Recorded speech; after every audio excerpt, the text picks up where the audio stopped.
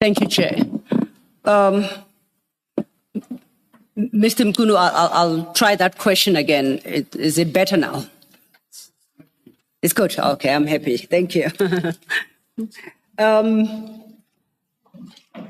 You had indicated that after you were appointed, you had caused for lack of a better term, I'll call it investigations into this lady Mashale, and you received whatever reports you did. And if I understood you correctly, they were not particularly favorable. Now, this is before the disbandment. So my question was, which is where we broke, having received such reports about her from an investigation initiated by you, when you are then finished with the allegations she makes only on Facebook against an entity you are politically responsible for, why do you take her allegations at face value and not interrogate them? Or cause at least for the issues raised therein to be properly investigated before you act upon them? What happened after I received the report? It was with advice, and I did exactly that I should avoid speaking to her, and I had not spoken to her when I received the advice, and I kept it that way. I've never spoken to her. What I do is when I see something that she would have written, I just read and leave it like that. So I'm not relying on this. I'm just indicating it as something in the environment, not necessarily to say, yes, why did you rely on this? That's why I said reliance is quite heavy loaded for what actually is represented here. Here, I'm just throwing things that came into, simply because the report also said, in some cases, yes, she would say something that is reliable, but in most of the cases, no. So I don't put any weight to the extent that it would have been taken to influence me into disband. And most of the time, she writes about crime intelligence more than NPKT2. So you place these issues before the Commission under a specific heading, human rights concerns emanating from the public, and under that heading, you include Ms. Mashale's Facebook claims. You state at your paragraph 71, these being reports from civil society actors, whistleblowers, SAPS members, Parliament, you clarified the issue of Parliament with Commissioner Baloyi, and members of the public. You say these raised concerns about human rights abuses by members of the NPKTT, governance failures affecting various temporary and ad hoc task teams, including but not limited to the NPKTT. They formed part of the broader pattern of structural issues with SAPS that required ministerial attention. So based on what I read, my understanding is Ms. Mashale's Facebook postings, notwithstanding what you subsequently learned of her based on your investigations, they required and received your attention as the minister, the ministerial attention. Is that so? You would recall that Commissioner Baloyi asked me some questions in relation to categories, and I said the names of people.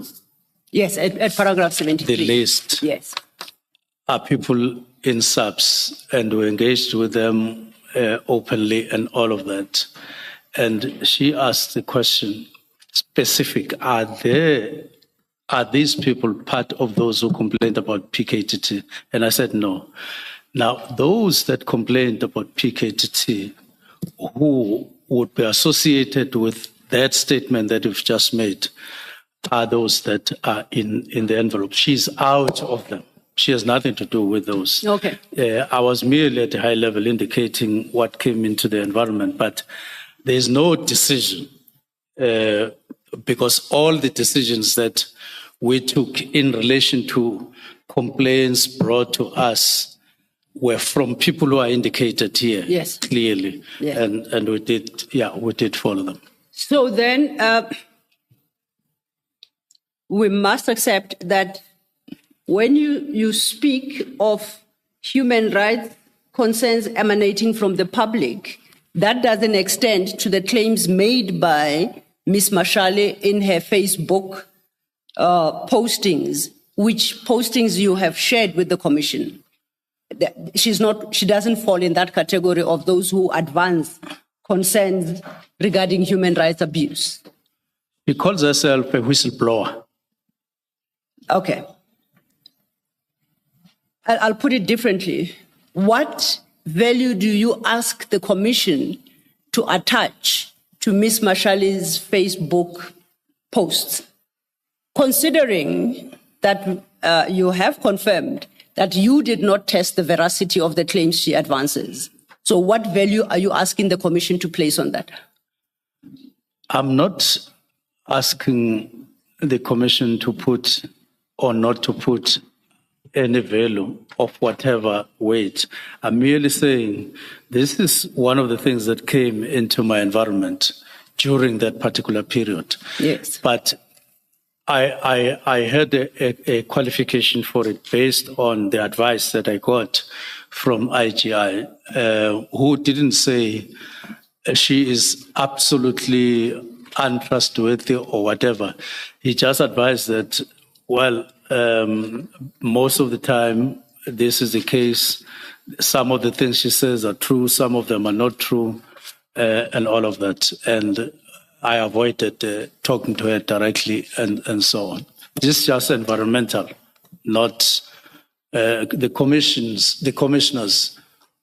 If there were to be a privilege of advice as you request, I would say that this is an environmental issue. And when I discussed with National Commissioner, we described it as an environmental issue. And it can be environmental in the manner, I guess we all understand. It's a sub-environmental issue. I shouldn't think trees and streams when you say environmental. Just, I don't want us to talk past one another. Okay. Except the challenges here, Minister, the caution you applied to her material following the IGI investigation, you overlooked in your statement to disclose to the commissioners to say, so that they know that they're being given this information, but there's a caution that don't rely on that because the author of those claims is, I won't say questionable, I don't know what the report was. But you didn't attach any caution, at least for the benefit of the commissioners. Why didn't you? Correct. Yeah. That was oversight. Okay. My apology. Then, as I said, in your statement, you start with Ms. Mary De Haas. Sorry, sorry. May I? Do you want to? Okay. Minister, still about Ms. Mashale. I am concerned that you now disavow your reliance on her as one of the factors or people you took into account in your decision to disband the PKTT. And here's why I have that concern. In paragraph 71, which we looked at, you released her. You said she's a member of the public. I don't have a difficulty with that. We made complaints about the NPKTT. But then when you go to 77, paragraph 77, the heading is Patricia Mashale. You say there, on or about 18 September, I was appointed. My attention was brought to posts on social media by a whistleblower. I don't have a difficulty with you refer to her as a whistleblower, Ms. Mashale. And then here's what you say. You say, Ms. Mashale made serious allegations against General Masemula, Lieutenant General Kumalo, and the NPKTT. So you say she's made allegations about the NPKTT. You've given us a list of posts, of Facebook posts that were made for her.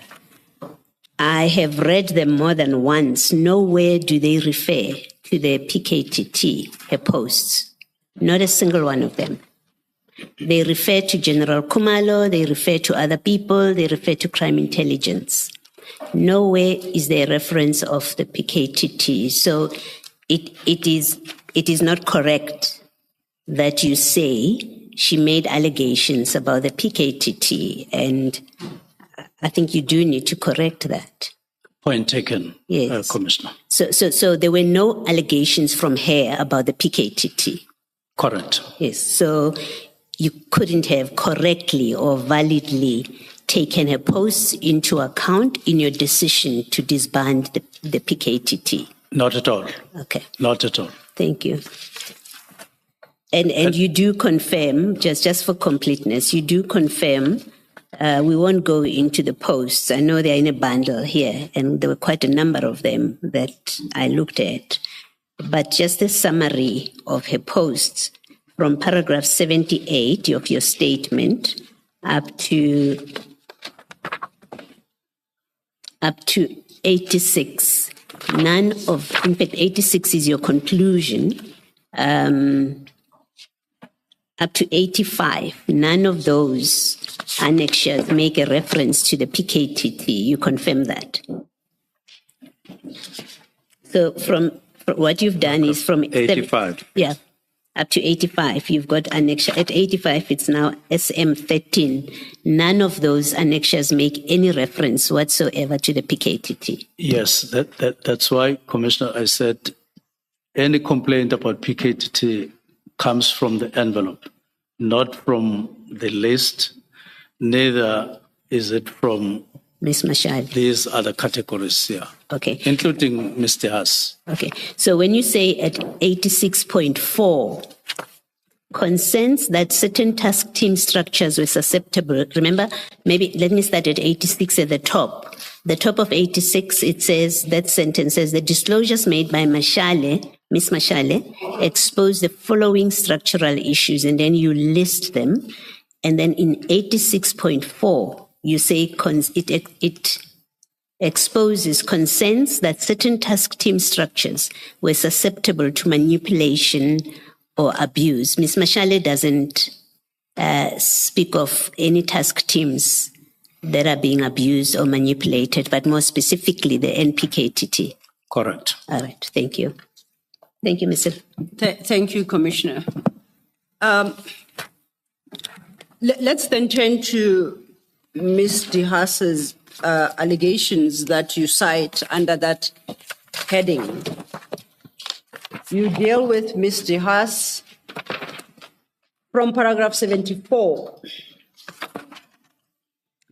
And you state at page 27 of your statement, I also noted complaints from Ms. Mary De Haas, an academic and long-standing observer of policing oversight issues in KwaZulu-Natal. These complaints are attached here to and marked SM8. SM8 is your annexure, and it will be in file, I've lost count now, 2 of your statement, yes, file 2. SM8 starts at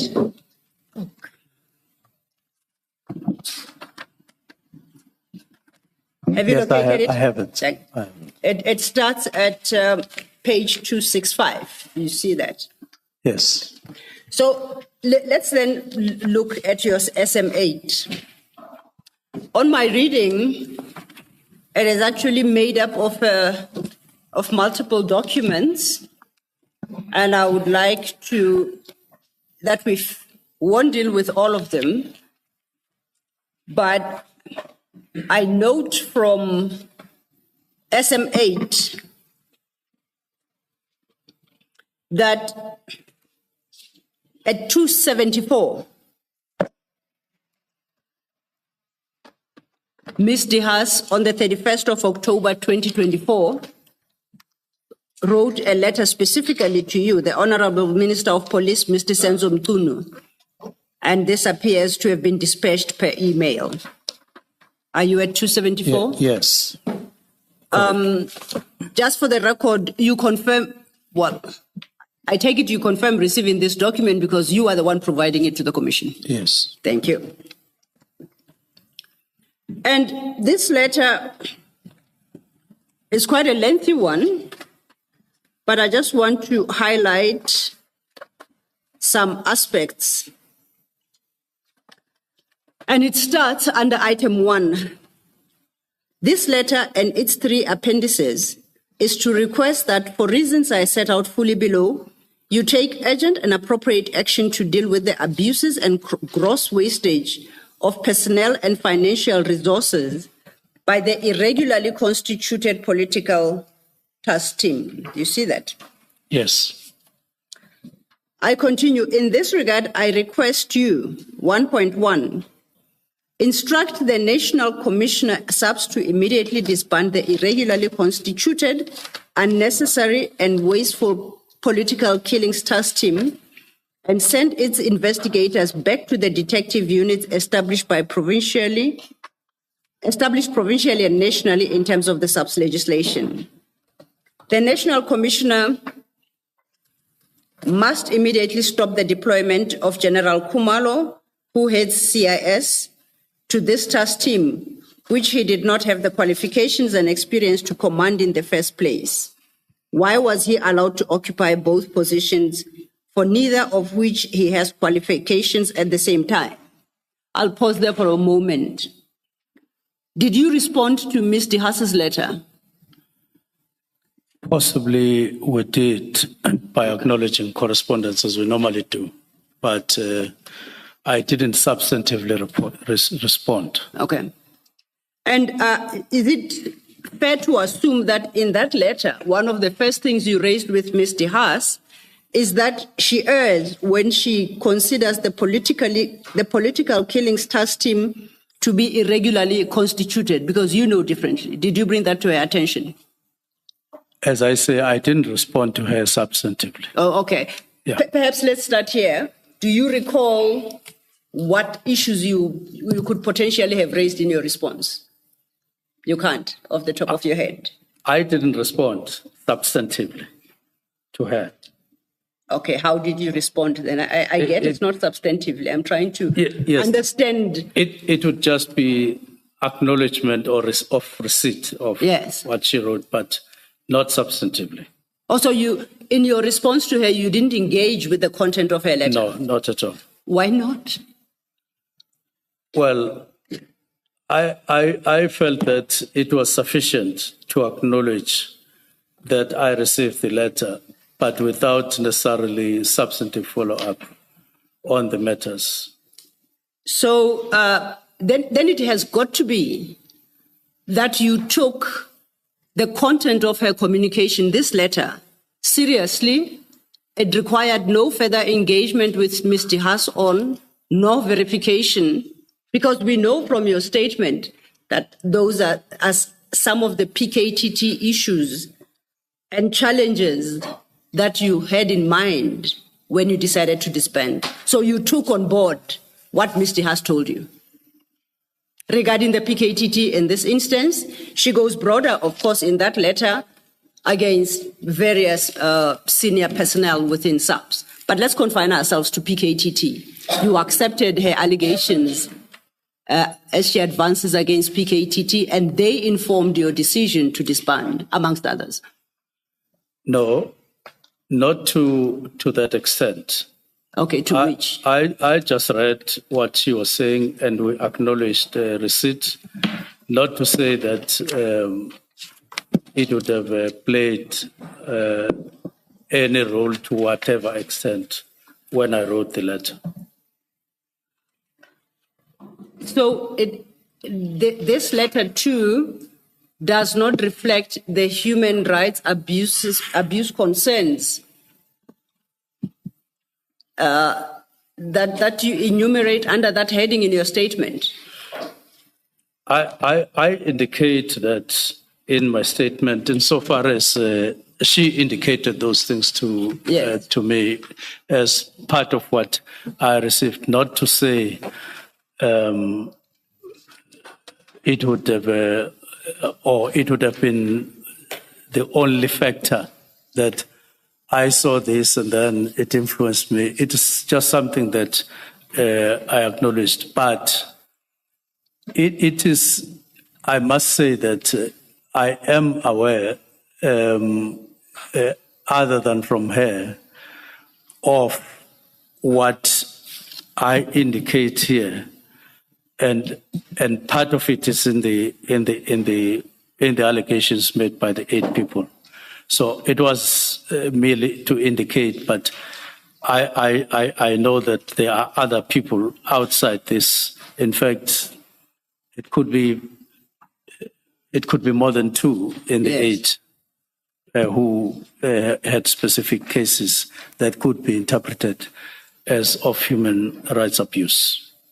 I'm a little confused, Minister. Did you take this letter into account when you made your decision on 31st December 2024?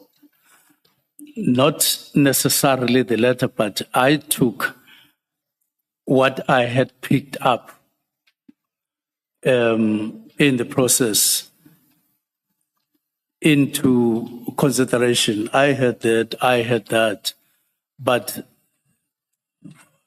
without necessarily attaching a weight that could be interpreted as having influenced you to write the allegation. There are structural issues, there are budget issues and other issues that were more weighty than this. This I threw in as part of the environment. So the similarity between the language used in this letter and your disbandment letter, purely coincidental? Purely coincidental. I didn't memorize anything. You didn't have it with you when you wrote your disbandment letter? No. In fact, most of the letters, and I suppose this is one of the letters, the way we do it in the office, PAs would present a letter. There's a letter here, Minister. It comes from so-and-so and so-and-so. Summarize the content. The complaint is about 1, 2, 3. Write acknowledgement and file the letter. And I didn't have it at all.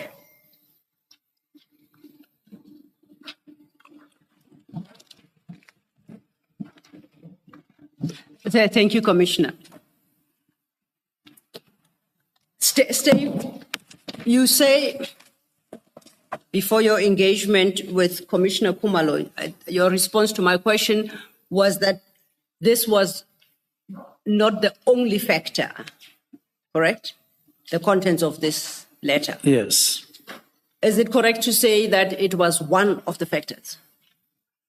It would be correct to say it was one of the factors, in a sense that I'm putting it, because the factors, when you do something, you don't weight them the same. Yes. But even if they are all factors. Okay. Yes. Now, that is important to know because she raises a number of issues. So I'll just perhaps go through a few to see which played a role in this decision. But before I do so, I would like invite your comment to her paragraph 1.2. And that, remember, she said, in this regard, I request you to, we dealt with the first sub point at 1.1, now I'm at 1.2, still at page 274. And she says, prioritize the establishment of a judicial oversight body to investigate the dockets taken by the trust team, including but not exclusively the 3 matters I provide details of in the annexure. Since there is a great deal of other information about grossly irregular conduct of this task team, the investigative mandate of such a body must be wider than these 3 cases.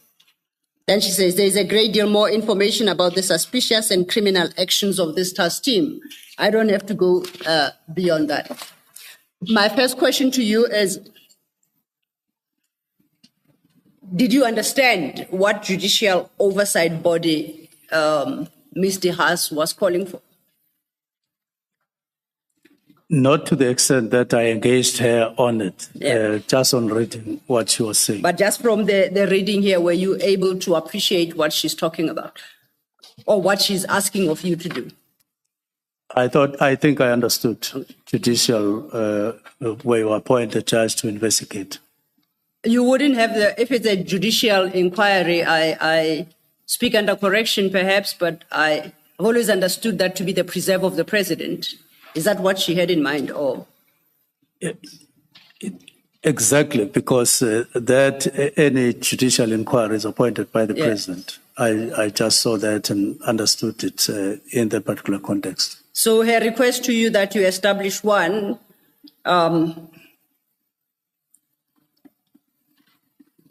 it's doesn't make sense. She doesn't understand how the law works and how the systems work, right? Would it be fair to say so? It would be fair. Yeah, okay. It would be fair. I think the most important part of that subparagraph is the claims she makes.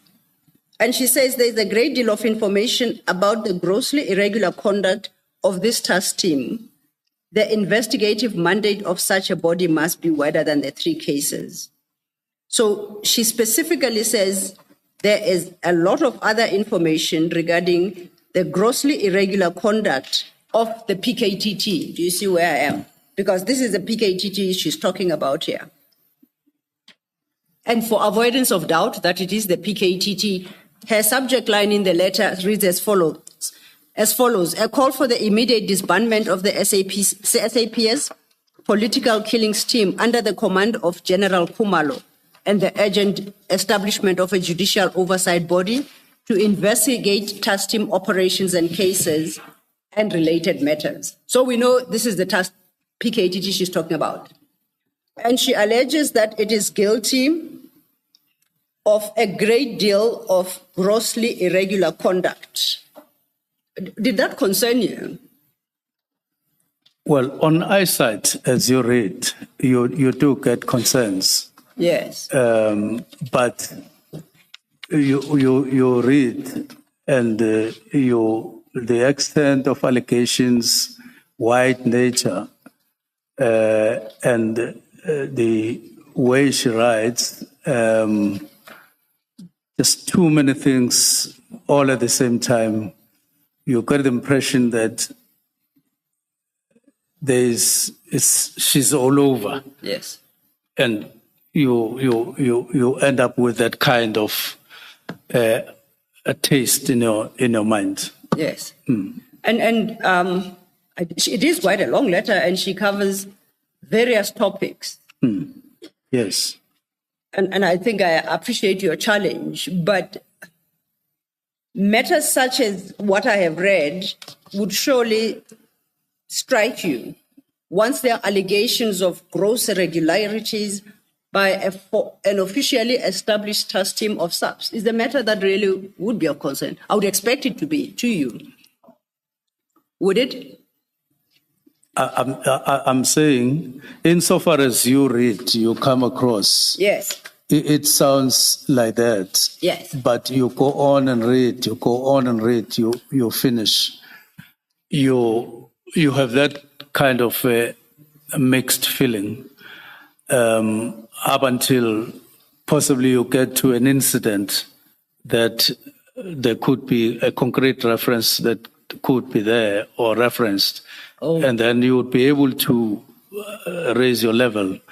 But it's not like you want not to read what she has written. You want to read. She's quite, especially those of us who come from KZN, we recognized her as a person of substance Yes. and sound mind for quite a long time. Yes. And very helpful during the dark days of the apartheid era and struggle for liberation era. So from that background, you don't cut off and say, I no longer, but Yes. you know, but your extent of attention to detail follows the pattern of writing, if I could describe it as such. If then I can just test my understanding. Sorry. To use your words, she's all over. So you say you start reading as you go on. It's half a book. Are you suggesting that whilst it may have struck you being on the first page, that there are allegations of gross irregular conduct by PKTT members? Yes. As you read on, by the time you reach the end of the document, you question yourself seriously about the validity of the claims advanced. Is that? You do have those questions raised, especially despite the fact that she also wrote to Parliament. Yes. And raised more or less similar issues, to the portfolio committee. Yes. But you do have that, but you are not saying you don't recognize. Indeed. You haven't read anything. You don't leave with that impression that I've read nothing. You say there is something that she's saying, but you leave it at that. So then, based on that explanation you gave, we shouldn't expect you to have acted on that claim and investigate this grossly irregular conduct. Because as you say, she goes on and on and on until you basically question yourself whether there is substance to her allegations. Yeah, because unless they refer to specifics. Yes.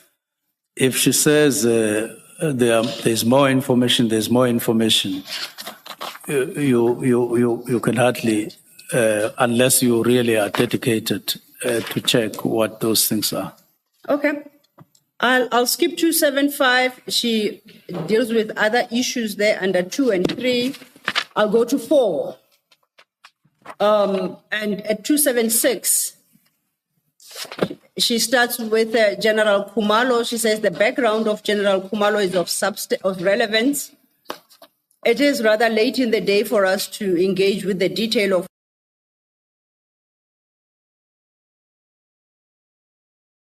what.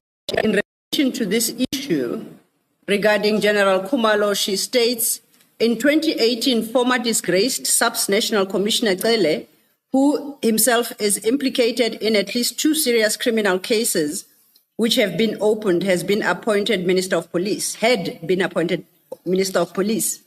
He's believed to have arranged a placement for Khumalo, whom he probably knew from the 1970s in the KZN, in the political killings team.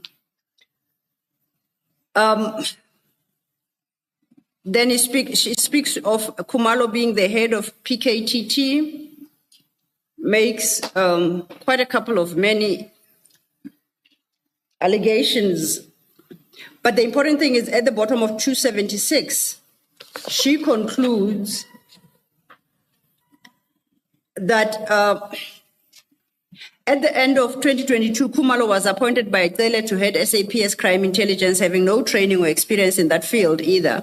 So he currently occupies both positions. Recent media reports refer to serious allegations against him by other CIS general, or by another CIS general, in brackets, who is alleging that attempts to dismiss him are malicious. In matters relating to Khumalo, I have made reports to Parliament from 2021. Are you aware, or did you engage Parliament at any level and in any form about these matters that Ms. De Haas had brought to the attention of Parliament regarding General Khumalo? Did you make inquiries or try to find out? No. Oh. This is General Khumalo, head of crime intelligence. That's a very senior post.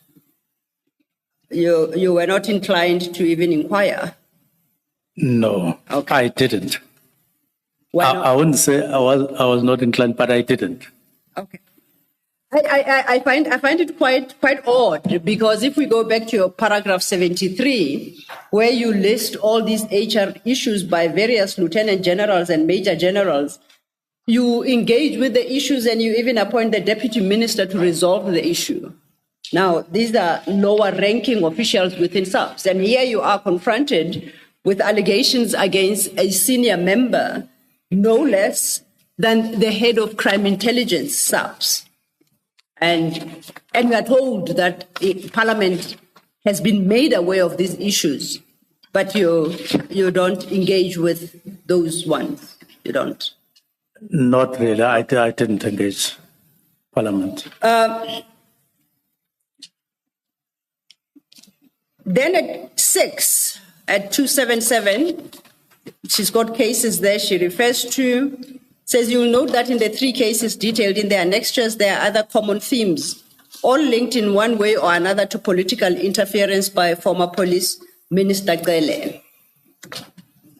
And based on what she had said above, the political interference would be interference within the SAPS environment. Did you understand it the same? Yes. Now, if you have a former minister interfering politically in that environment, was it not incumbent upon you to do something? And if the question is, what do you do? I would say the first would be to engage the president. You didn't think to have a discussion with the president, more so as the 3 of you, the president, yourself, and as I understand, Minister Gele, are from the same political party. So even if you don't do it through the official channels of the executive, that you can do it within the political sphere, within the same political party. That you have concerns that the former minister is interfering in SAPS affairs. You didn't do that. No, I didn't. Okay. Now, it goes on in that vein, but seeing as I think your response will be you did not act upon any of our allegations, you didn't make further inquiries. But these claims advanced by her are some of the issues you took into consideration in disbanding the team. That is why you placed them before the commission.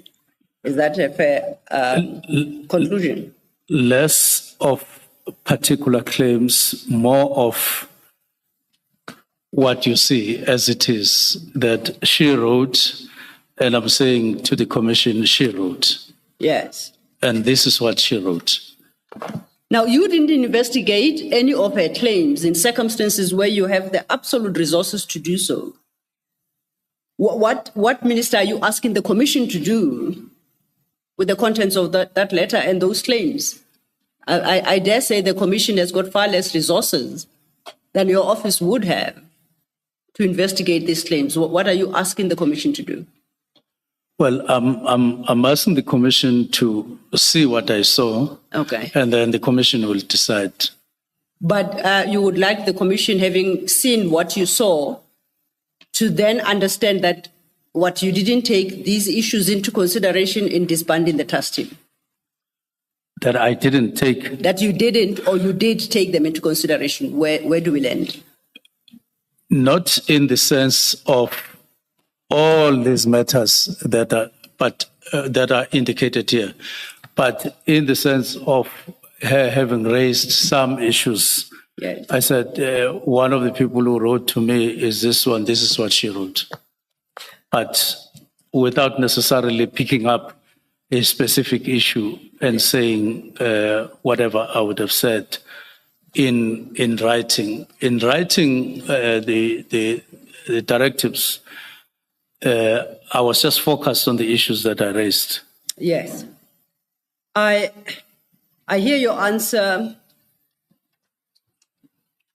I'm somewhat struggling to understand it, but the fault is mine. I've had a long day, so I don't lay that at your doorstep. As long as the commissioners understand, that's the most important. Thank you. Thank you.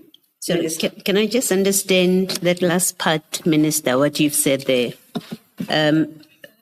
In the context of this conversation that you exchanged, that you've been having with Ms. Silo, are you saying you did take into account the issues raised by Ms. Dihas as contained in the documents that you have placed before us in your decision?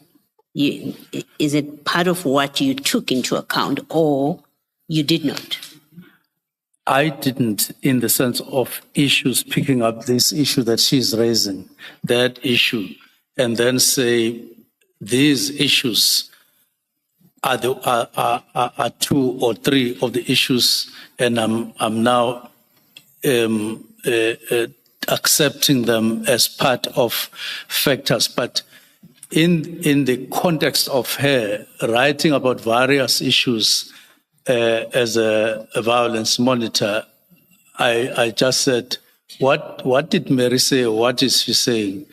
She's saying what she's saying here, what she said in the portfolio committee, and I'm making it available to the commission, and nothing beyond. Okay, so if we listing the factors that you took into account, Yes. if we create a table of the factors you took into account, should we exclude the Mary Dihas submissions to you? We should say, no, the minister did not take anything that Mary Dihas said to him in his decision to disband the PKTT. I'm asking the question in that way Yes. to try and understand what you did Yes. with these submissions from Ms. Dihas. Exactly that, because I didn't go through them as I sat down to write, to say I'm picking up this.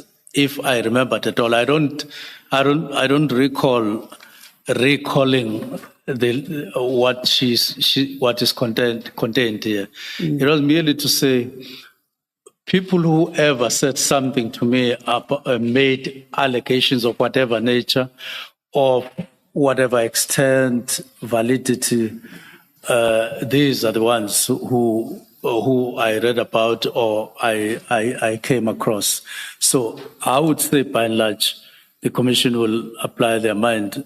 I applied my mind, not to get into detail, not to pick up anything, because, as I say, not to go to the president about them, not to go to parliament about them. So the commission will make up their mind. Yeah, we're not making up our mind, to use your language, in a vacuum. We get the documents, Yes. we read them, we make up our minds about them. We're not doing that. Okay. We look at your decision. Remember, the terms of reference require us to also look at whether any member of the executive I see. abetted, aided, is complicit in the infiltration. Something that I know it's not the exact wording, but you know what I'm talking about, right? Yes. There's that term of reference. So when we look at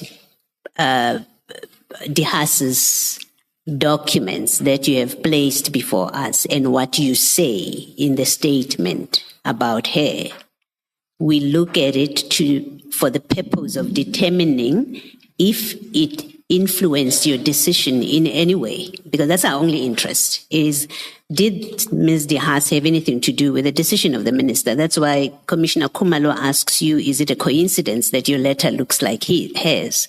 It's because we are looking at, you've given us this document from Ms. Dihas.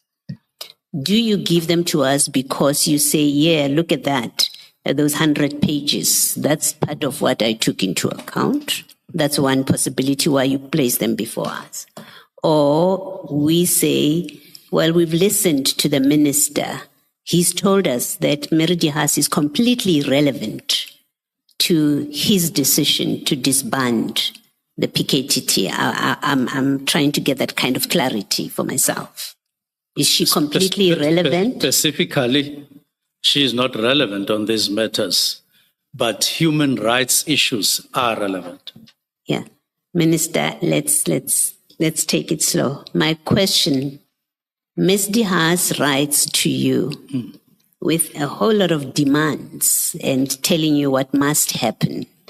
And then she gives you, either she gives you or you got hold of these documents. And we're interested in the period before you made your decision, Yes. not what you went and said in Parliament. Yes. We are interested to see what role did she play in your decision making, right?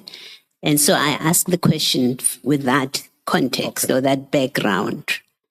Is she, what she gave to you, her letter to you, and anything else that she has said, whether directly to you or publicly, before the 29th of December, before you made the decision, was any of it relevant in your making the decision to disband the PKTT? No. No. All right. Thank you. Thank you, Minister. Thank you, Mr. Thank you, Commissioner. If we can turn then to, we're still staying with SM8, but now we're at page 265. And here I am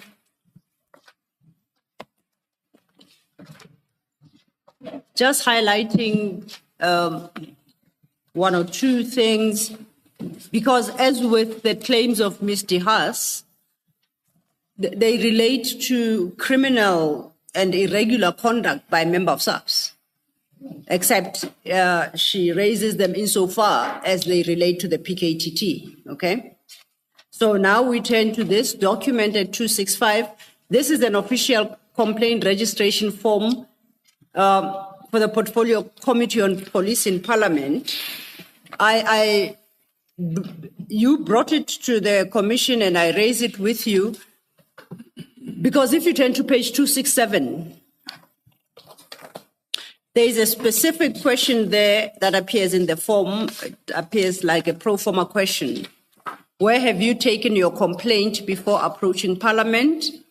And the response Ms. Dihas fills in is, it was sent to the Minister of Police on the same day as it was sent to Parliament. You see where I'm reading? The second box at page 267. Just above the box is a question, where have you taken your complaint before approaching Parliament? And her response is typed in the box below that. And the first line is, it was sent to the Minister of Police on the same day as it was sent to Parliament. You see that? Oh, yes, I see that middle box. Yes. Yes, I'm trying to read it. I say why I am bringing this to your attention is it would appear that these issues that are set out in this document to Parliament, as Ms. Dihas claims, were also brought to your attention. Yes. Is she correct in that regard? To say... Says it was sent to the Minister of Police on the same day it was sent to Parliament. Probably. Okay. Although because, I don't have both dates. Yeah. This would look like a retyped version because at the original that is signed by Ms. Dihas starts at page 268. And I think it's dated it's signed by her 4 November 2024. So it would appear that somebody, it's not the most legible, so it appears like somebody rewrote it, or because this version is unsigned, but it is exactly the same. So we assume this is the one that you received probably on or after the 4th of November 2024. Yes. Okay.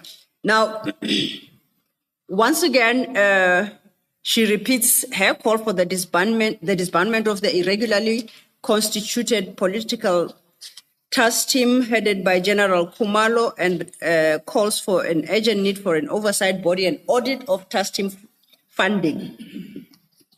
Now, one of the reasons, I think, or as part of the reasons you advanced for the disbandment of the PKTT was a cost issue, right? You raised in your statement. Am I just in summary? That's correct. Okay. Now, this document at page 265 states, okay, there, under the statement of complaint, there is a box split in two. The upper portion is a smaller box than the bottom one. Do you see that? Yes, I hope what. Okay, I want to draw attention to the bigger box now, the second one, where she starts with the words, please see attached letter. Do you see where I'm reading? Where she says what? Please see attached letter and 3 annexures for full details.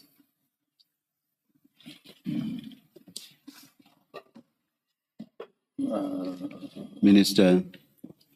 265.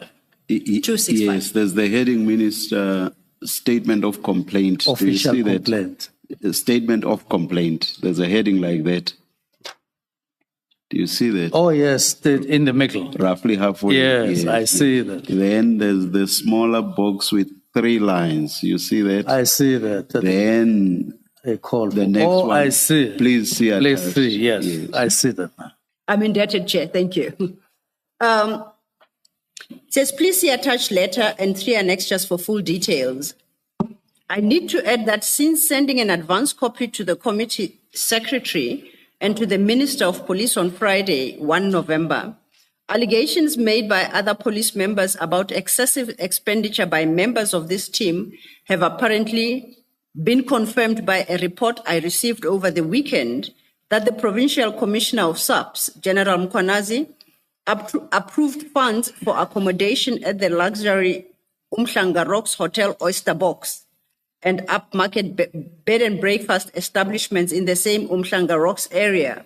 And that as a consequence, there is insufficient money for petrol for some police vehicles. I'll stop there. Now, this talks to money issues. And the last I checked on Oyster Box, exceptionally irregular use of money, of funds, SAPS funds, particularly when she says she has a report of this kind of expenditure by General Mkhwanazi with the result that there is insufficient money for petrol for some police vehicles. That would definitely affect the proper functioning of the police if this is correct. Would you agree? Yes, I would agree. And that would be a matter that would be of some concern to you. Yes, correct. Having received this, because this claim is slightly different from the claim set out in the letter of the 10th of October.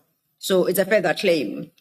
Did you investigate or cause for an investigation to be undertaken?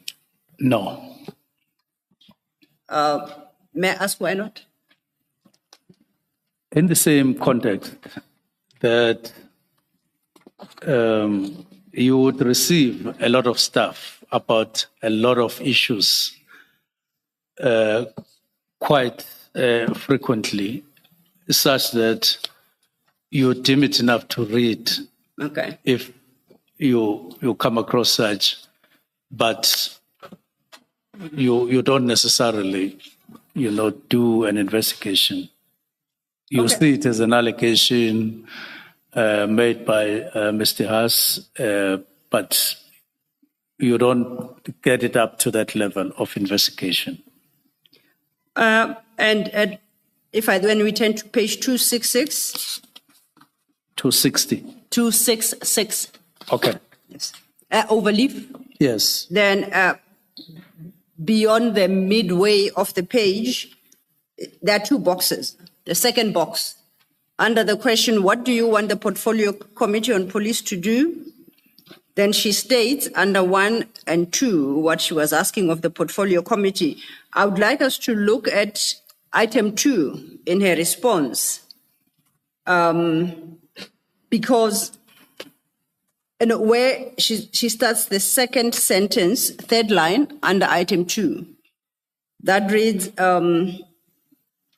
there must be an audit of funds allocated to this team for, quite apart from its gross abuses of suspects and others, the fact that it has achieved virtually nothing in terms of solving well-known politically linked cases in the 6 years it has operated confirms that it is a complete waste of taxpayers' money and raises serious questions about its real agenda being politically driven.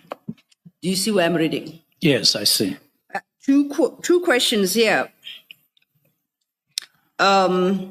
She speaks of gross abuse of suspects and others by this team.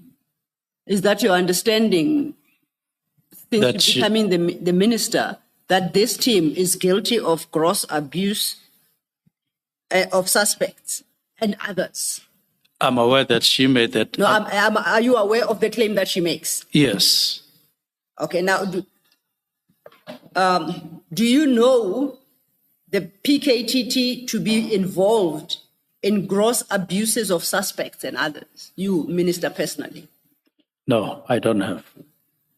When you receive this document, and I will assume that it's a serious matter, if it were ever to be held to be true, once again, you did not seek to inquire into the correctness of the claim or to even, investigate, at least with General Masemola, about the issue, this particular issue raised. You didn't do that. No. Why not? It's in the same context that okay. I raised before. You read, you keep, but you don't necessarily follow up. This particular point is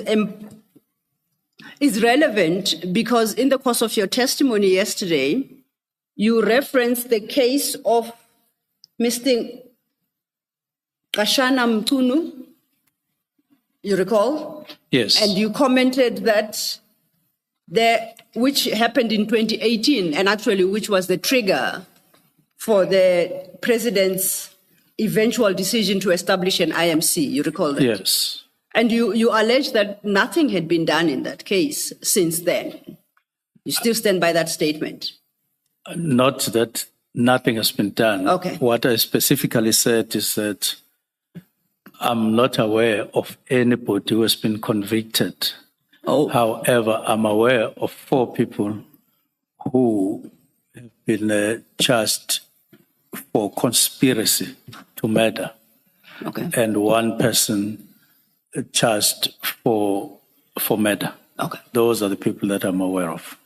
And those would be, to your understanding, the hitman, the supervisor, coordinator, stroke middleman, and the ward councillor who was a part of the plot for that murder. Are you aware those are the people who are arrested?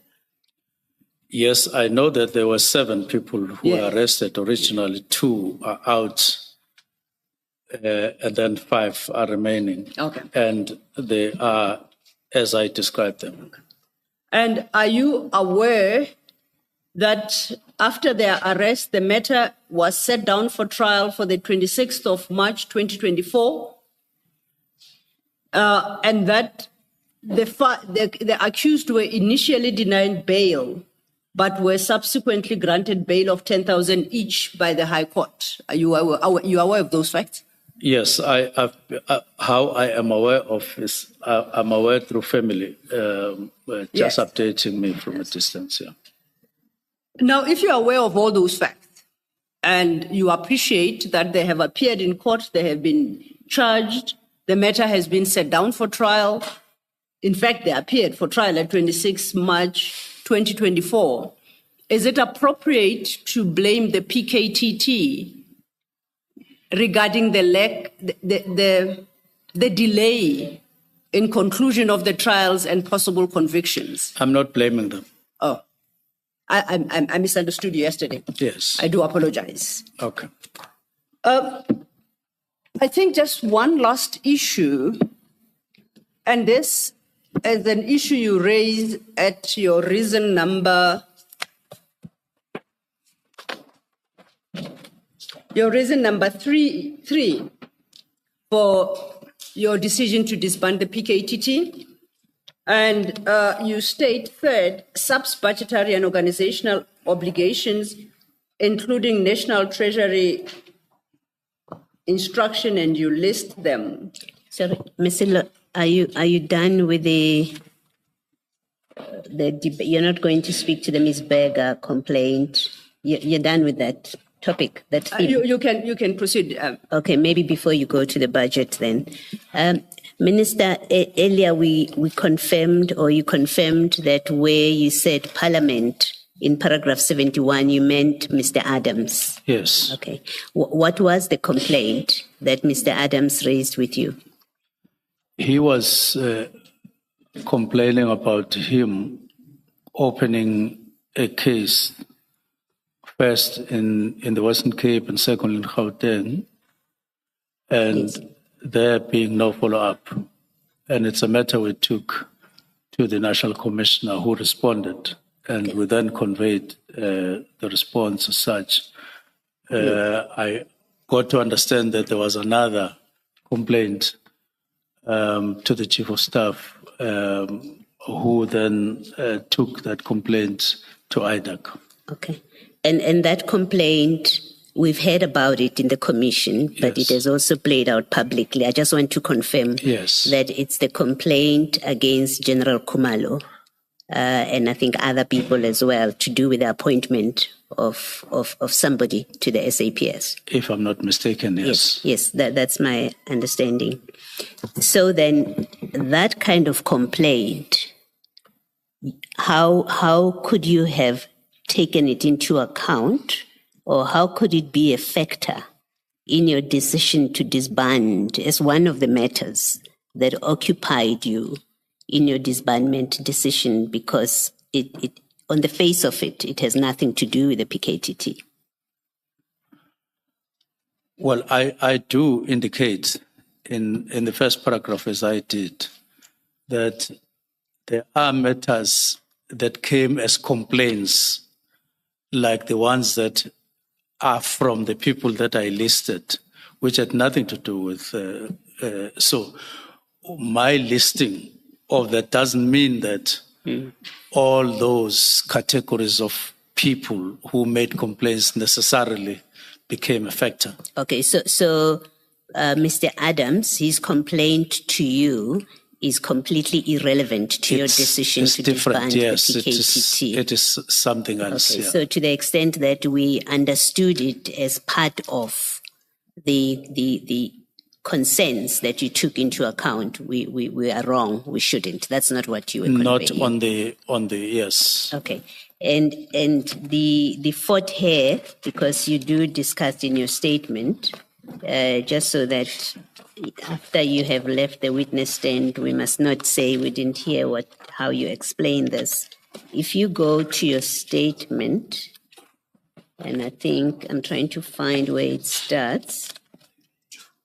I'm told it's at page 32 of your statement. Yes, I'm on it. It starts at paragraph 87.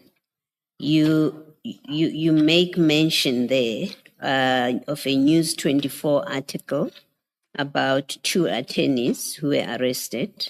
And then you say the report says it's by the national, the NKPTT. Firstly, to note, this was before your appointment as a minister, this arrest. Yes. Okay, that was in March May. 2024, Yes. right? Yes. Now, you refer to the News 24 and you refer to a Daily Maverick report in May 2024, which reported on this. Is this one of the things you took into account? It's one of the things that I read. Yeah, you didn't take that into account in your decision. It didn't inform your decision. Look, it's one of the things I read and I became aware, but I didn't say I'm going to put it as a factor. because I didn't speak to Ms. Bradley. I merely looked at it and said, in the category of some complaints about human rights, there's this that has been flagged, this that has been flagged. Okay, so we should accept that it's not a factor that you took into account. Yes. Okay. I indicate somewhere as well that there is a claim or an indication that she has applied to come to the commission herself, and therefore I leave it at that. Okay, all right. Now, I'm just confirming that because it appears under your heading about human rights abuses by the NKPTT, as you refer to it, and I just wanted to be sure that is this one of those cases of abuse that you did not verify but you took into account, but you say you did not take into account. Yes. You didn't inform your decision. Thank you, Ms. Lee. Thank you, Commissioner Baloyi. I had asked us to go to page 57 of your statement, Minister. Page? 57. And there I just want to, paragraph 170, you deal with the third reason, and you highlight SAP's budgetary and organizational obligations.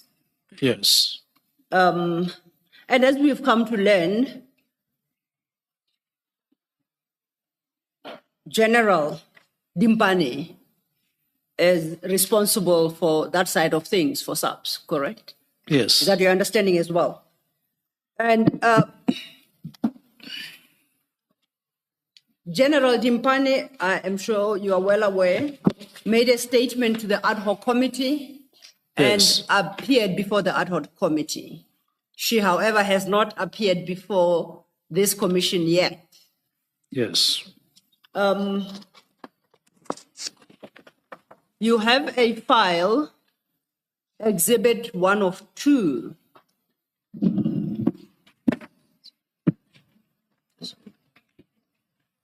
Yes, 1 of 2.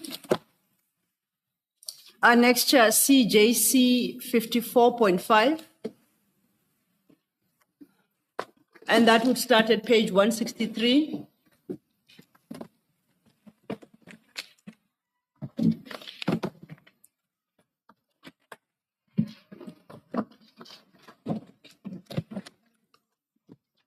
Yes. Which bundle, please? Exhibit file 1. Page 163. No, I don't think we've ever called up this particular file, so it's most likely still to be in your box. And you said page? Page 163. I have the bundle.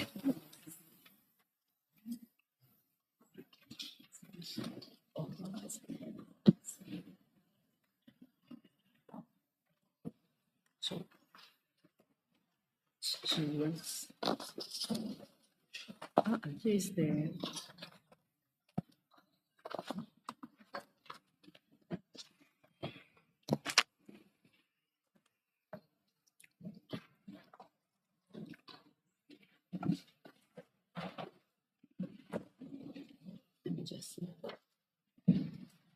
As you will note, Minister, from that document, it's the statement General Dimpane submitted to the ad hoc committee.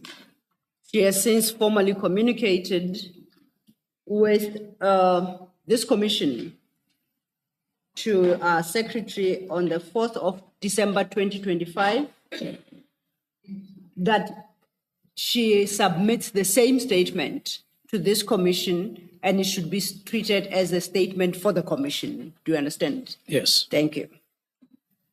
Now, on this one, I would like us to start at page 178. We are dealing with the cost issue.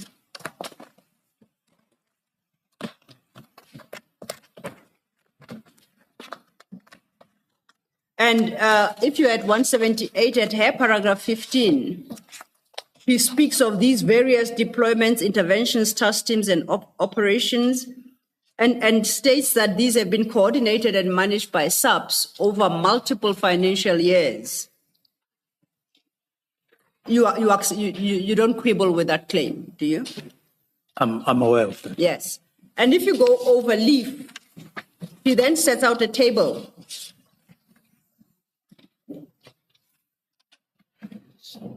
She has titled it Table B, and she records expenditures per task team over the period, their respective periods of existence. And you will note that, because now we're having conversation about funding and budget, the most expensive is the illicit mining, only Kara funding, at 1.1 billion over a 3-year period, 2023-24, up to 2025-26, and that is up to the 30th of September 2025. Now, my question is, based on what you have testified to thus far, and the budgetary constraints and the concerns you have, would it be fair to assume that you have expressed your concerns regarding the expenditure pattern of that particular task team, or not? Illicit mining. Yes, illicit mining, the first on the table, yes. Yeah, at some point we did discuss expenditure with National Commissioner, but it was in the context when we needed to take part from underground at a particular point in December, January, that we didn't have money to do that. Yeah, and I note that in the financial year 25-26, and that normally starts on the 1st of April of any year, yes. 1 April. By the 30th of September, 294 million had been expended towards that task team, contrasting that with the political task team, which stands at 16 million. So I need to understand, if you are able to help me, why you would have such serious cost concerns when it comes to the PKTT, to a point that you order that it must be disestablished, when its expenditure in the first 6 months is 16 million, but a later established task team has already expended 294 million in the same period of 6 months, and that whatever concern you may have on that is not enough for you to act upon it. Why would that be? Well, contexts are different. In the first place, they indicate that the source of money is Kara, not the actual budget allocated by Treasury to us. But it's still public funds, if I understand this, or is it private funds? Kara, From public... it comes from public, Yes. from money that gets collected and so on. Yes. Now, but I'm merely making a difference that it comes from Kara, not from the budget. But two, as I did indicate, that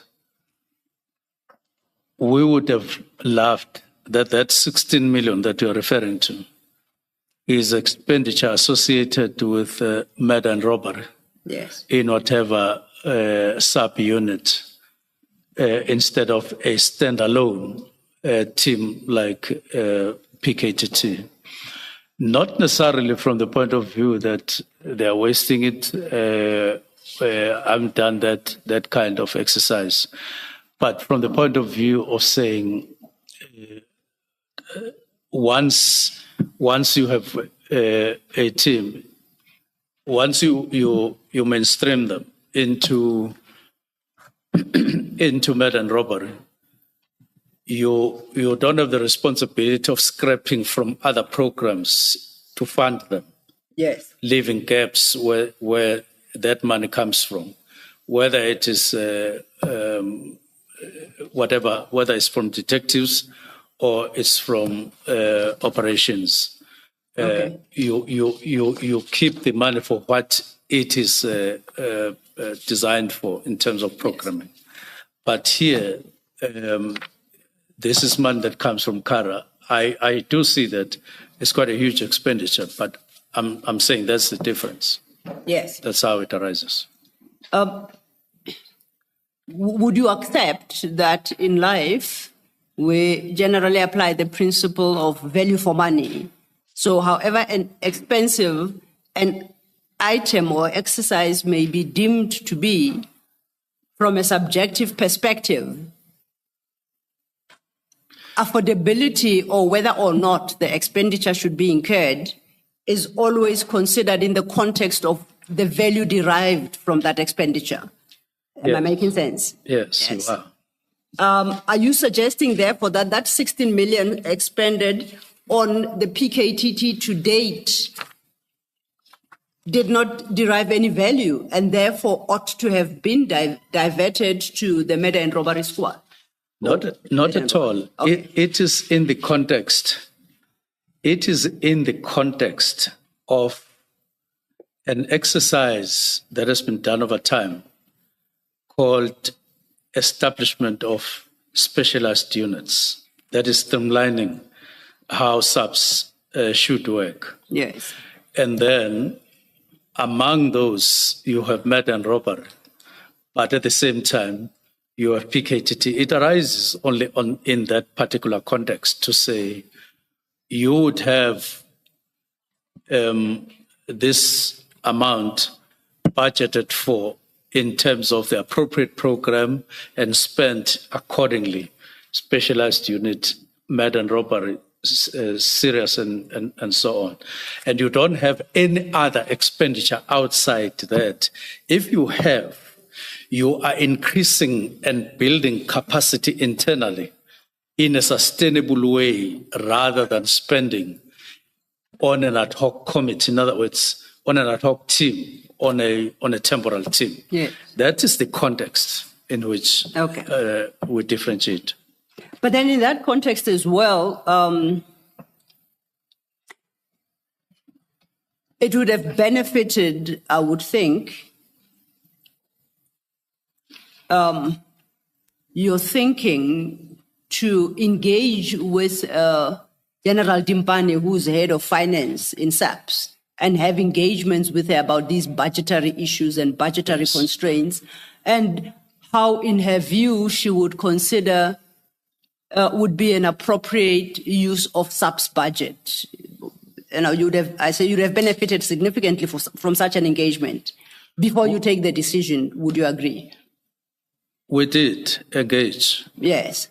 She did brief us about finances generally.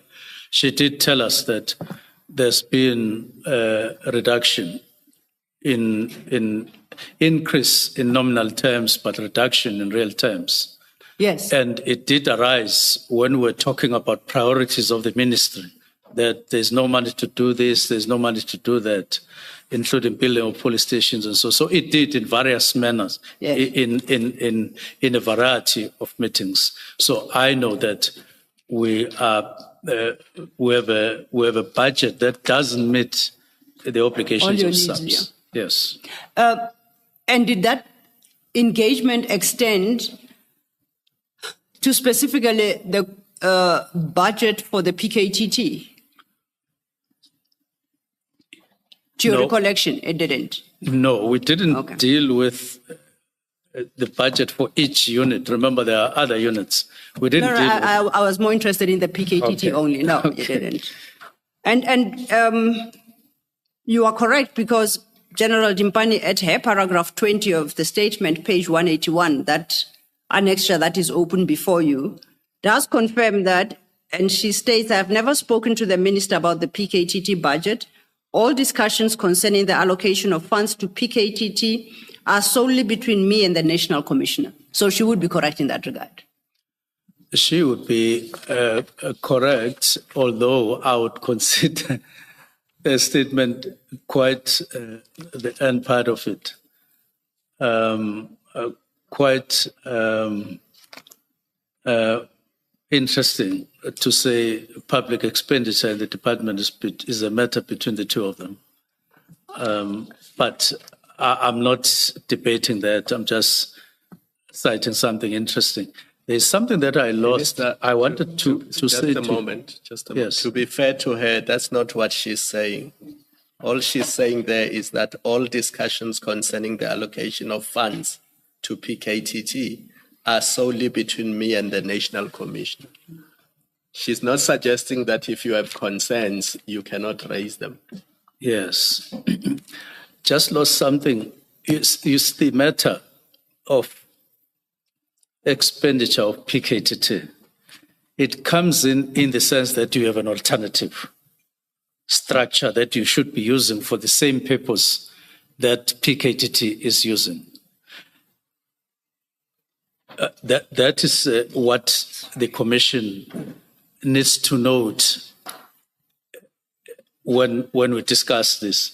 On illicit mining, for instance, as an example, you don't have an alternative. You just have to do what you have to do. If there were an alternative, you simply would have done that. That is why at some point, I think this year, we held a meeting called Optimization of the Budget of SAPS.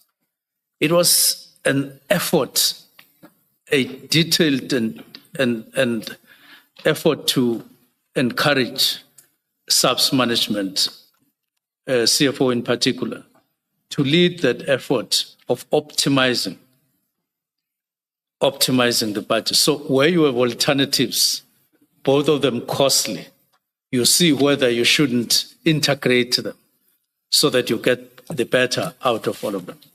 But Minister, your task team, or the new task team, Taxi Violence of 2024, undermines that consideration, because you do have an alternative. You do have a murder and robbery division in the Eastern Cape.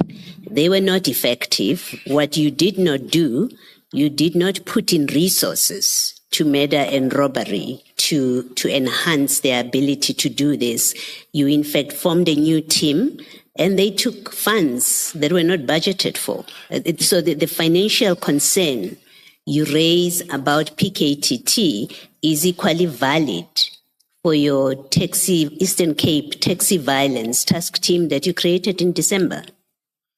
Yes, it is for that reason that even though we say task teams can or may be established as and when the need arises, but don't adopt that as the way in which SAPS need to work, need to do their job.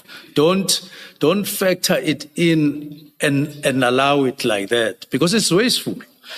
That in that example, that what is an example of what is not desirable. Yeah, but you created a task team anyway, so it's really to test it seems you're not consistent in your reasoning about your budgetary concerns, about the structural implications of having a task team. There is inconsistency in it, because the one you disband in December, among the reasons you give to us here is we need to use our resources better, our budget better. And no one can argue with that, against that. That, yeah, every day, even in our personal lives, we need to use our budgets better. No one can argue with that. But it is the inconsistency in your justification for disbanding the PKTT, as applies to the PKTT, but the same considerations don't seem to apply to a task team that you form in the same month. And I'm speaking both budgetary concerns that you have raised and the organizational structure, operating outside of the organizational structure. Please make me understand why it is justifiable those reasons you give in respect of the PKTT when you disbanded in December, and the same considerations don't apply because they don't. Otherwise, you would not have set up that. If you had considered them consistently, you wouldn't have set up that task team, because murder and robbery in the Eastern Cape can do this. And there's a budget for murder and robbery to deal with that kind of stuff. You would have found other ways of enhancing their capability. But no, you created a structure outside of the normal organizational structure. You got money drawn from other sources that should be used for other purposes that were budgeted for. You pull it out for a specific task team. Please make me understand why this inconsistent treatment of task teams that both deal with murder. It's not inconsistency. It's not. I have endeavored to explain that PKTT is a sitting task team, if I could use that word to qualify, 7 years in office. What alternative do you have? Specialized unit. Which one? Murder and robbery. There isn't an instance in KZN where murder and robbery would have been found to be weak and dysfunctional, where you would then have intervened. That one in the Eastern Cape is an intervention. No, Minister, you can't say that, because much earlier in our discussion, you admitted that you never received a report about the capabilities of murder and robbery in KZN. So we settled that, or at least I thought we settled that when you made the decision, and because on the basis that murder and robbery should deal with those yes,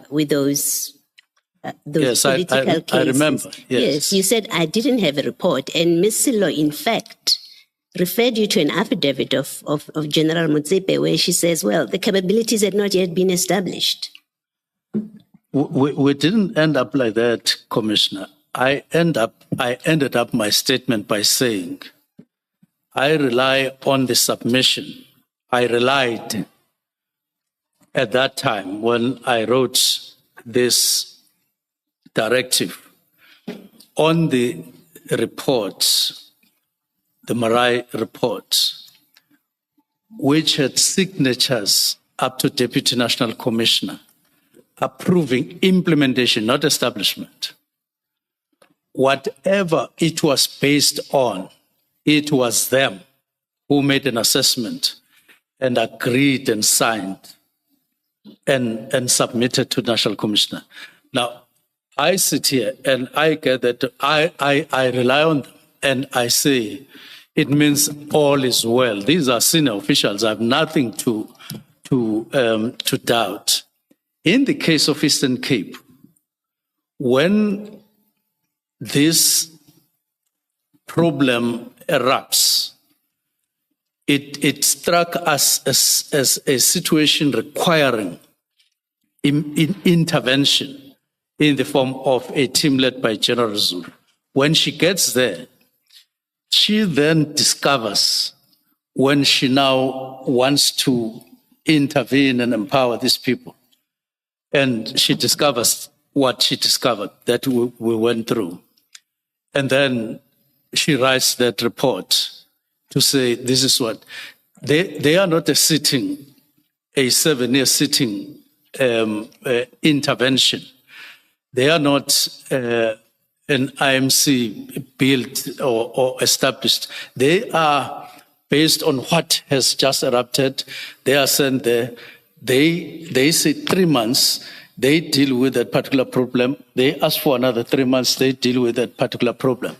I agreed with you, Commissioner, that the principles are the same, but the situation, the actual situation that we are arguing about are not the same, not at all. But in the Eastern Cape, I agree with you. We have the alternative. What's the alternative? It is the specialized unit that would stop even an intervention, short as it would be, even if it's extended. But it's one of those things that you would regard as a weakness in the department that require addressing rather than as a practice that must recur and be accepted as a norm in terms of how subs should function, because it's wasteful. Now, when General Motsipe say that, she is at the same time saying we are not performing well as head of this particular. In other words, I'm not performing well. That's why I still have this and this, and higher up to me, that I now know that quite a number of officers have not been able to establish this as intended long ago as 2019. So there are those differences. On the side of specialized units, we want to build permanency, if there is English like that. We want to build sustainability, and ideally that would function without the need for interventions of whatever nature. Thank you, Minister. Thank you. Thank you. Thank you. Ms. Silla? Thank you, Commissioner. And staying with General Dimpane's statement, please turn to page 182.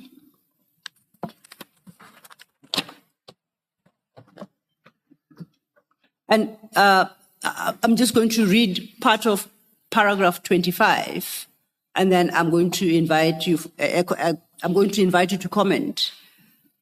And at 25, General Dimpane states as follows: I've heard it stated that as the CFO, I also advocated for the disbandment or deactivation of the team before the minister made his decision to disband the team. Do you see where I'm reading, Minister? I see that. Overleaf then. However, these comments have been taken out of context. I drew attention to the fact that the team had been in existence for 5 years, and given the ongoing need, as well as to ensure proper planning, budgeting, accountability, and proper resource allocation, it might be necessary to prepare a work study to establish a permanent structure. I stated that as the component head, OD must be, and it's a quotation there, open quotes, tasked to urgently conduct a work study investigation for the establishment of a permanent structure in KZN, close quote. Rather than advocating the disbandment of PKTT, I advocated that a study be conducted to determine whether it should be made a permanent structure, and I'll stop there. Now, this is General Dimpane who penned in that note, in the information note, explaining what her words, what she meant with her comments, and pointing out that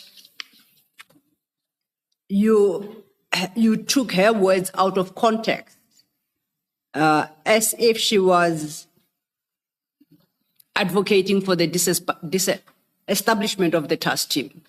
So do you agree? What's your comment to what she stated in her affidavit? It's not stated what exactly I said. It's just a commentary that Minister made his decision to disband the team. I also advocated for the disbandment.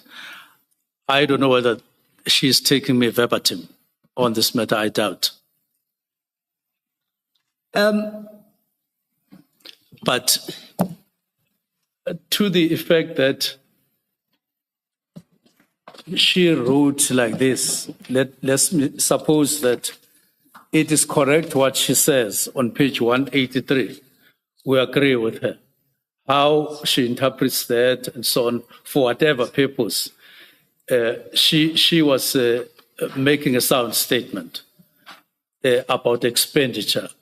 And I would say it was in broad reference to that, not to say particularly, specifically.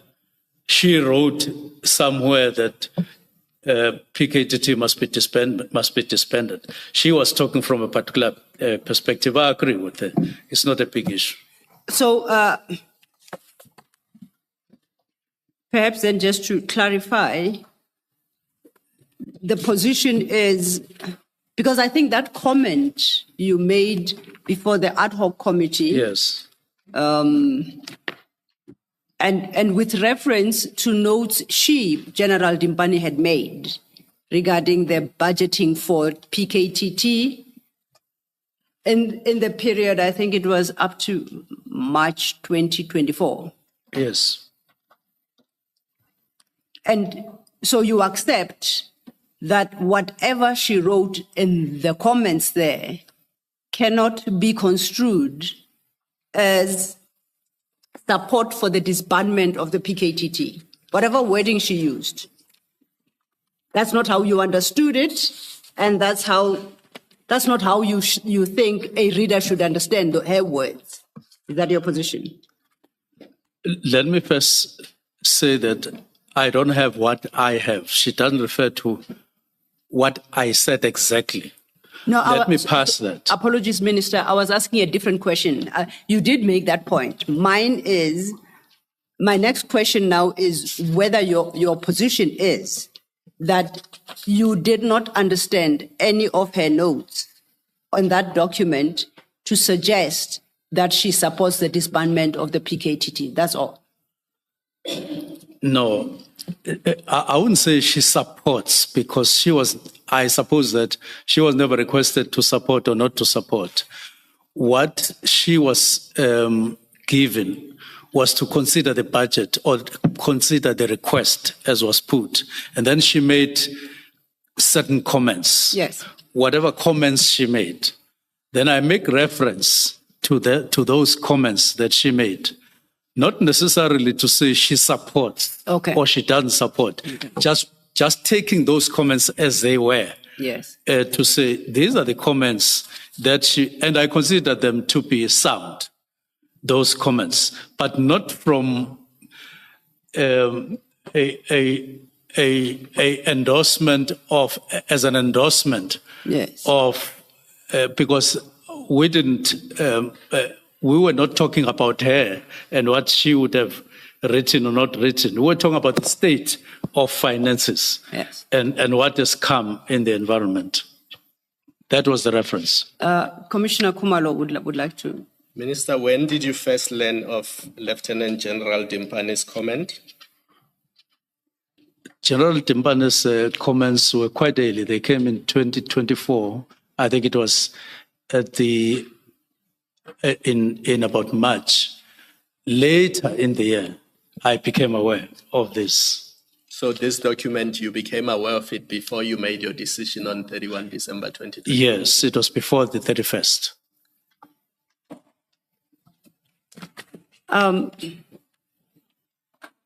Thank you for that response, Minister.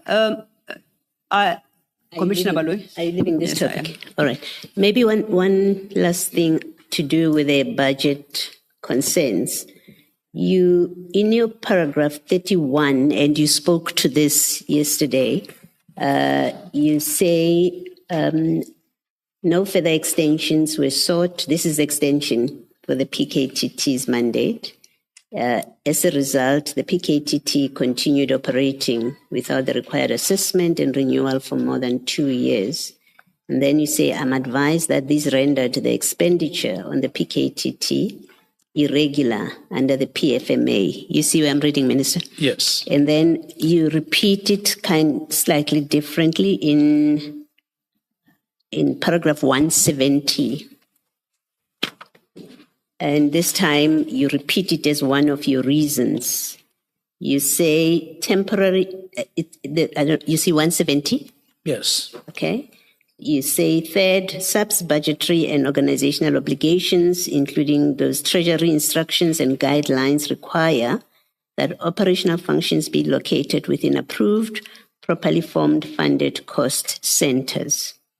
Temporary teams outside the approved structure cannot be sustained, and their continuation exposes subs to irregular expenditure. The PKTT had not been formally extended since July 2022, rendered continued expenditure irregular under the PFMA.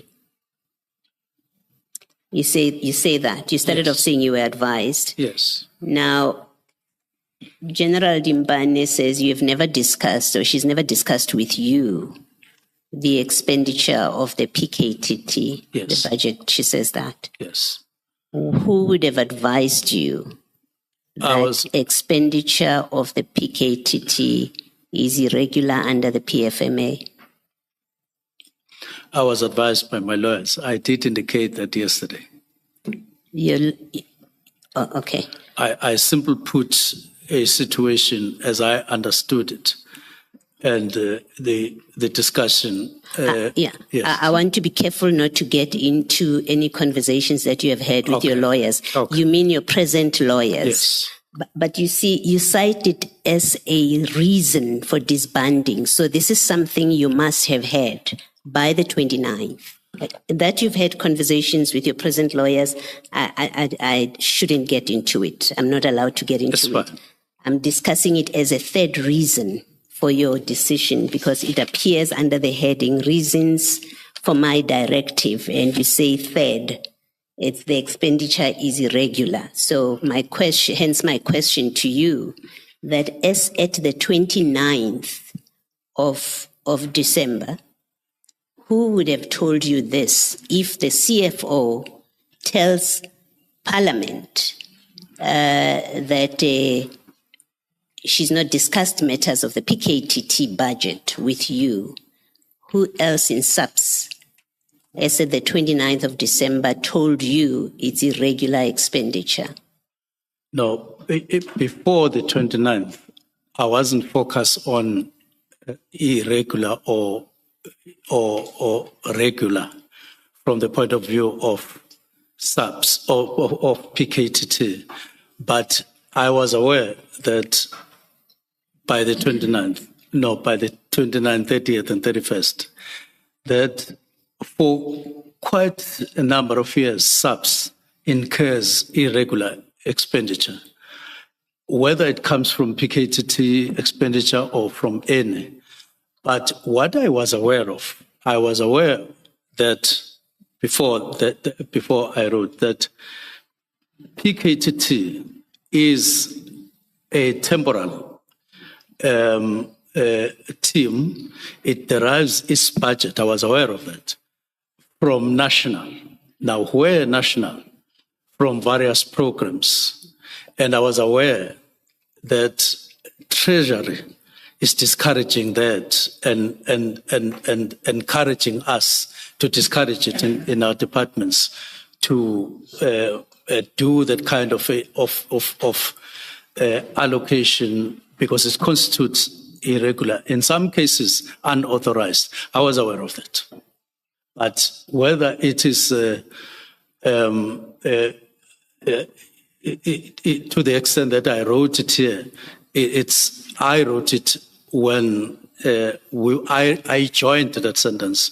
That no, it's when we're talking that this is the reason. Okay. This is the additional thing that I could add, but I was aware of irregularity.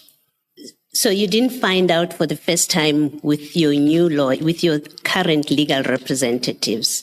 It wasn't the first time you realized this expenditure is irregular. No. It wasn't. No. Okay. Then why do you say in your statement, I am advised, and I want to complete it with from what you're saying now, I'm advised by my lawyers that the expenditure is irregular, if in fact you knew that on the 29th of December?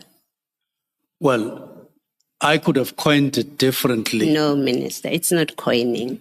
No, Minister, let me, maybe I'm being unfair to you. I'll put to you what I want to suggest, that you either knew already at that time, and so you didn't need your lawyers to your current legal representatives to tell you that.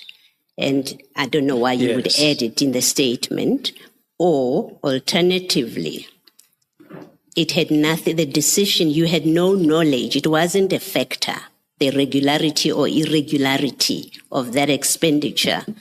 It wasn't a factor at 29 December.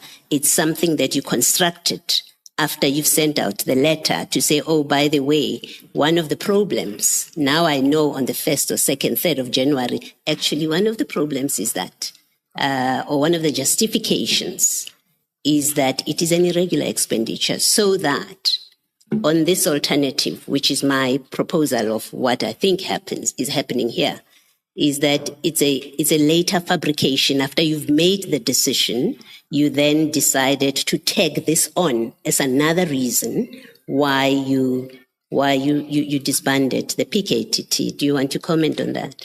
Yes, there's no way I was not aware, because we had discussions even at Cabinet up to a level where we were instructed, if I could use that word, that we should optimize our budgets, we should avoid irregular expenditures, we should spend money, encourage our officials to spend money for what they are allocated for. And long before, I think I even knew that there would be allegations that would be made. We held a meeting to optimize. So I was quite aware earlier. That's why I'm saying that doesn't affect the fact that I was fully aware. Is there, maybe finally, is there anywhere before the 29th of December that you saw General Dimpani express concern that this expenditure of the PKTT is irregular? Is there any way that you see where No. she recorded that? I have never seen anything from we her. haven't. Yes, we haven't but either. What I've seen is just irregular expenditure in subs, recurring over years, but not to say from PKTT. All right. Thank you. Thank you, Minister. Let me just follow up on that.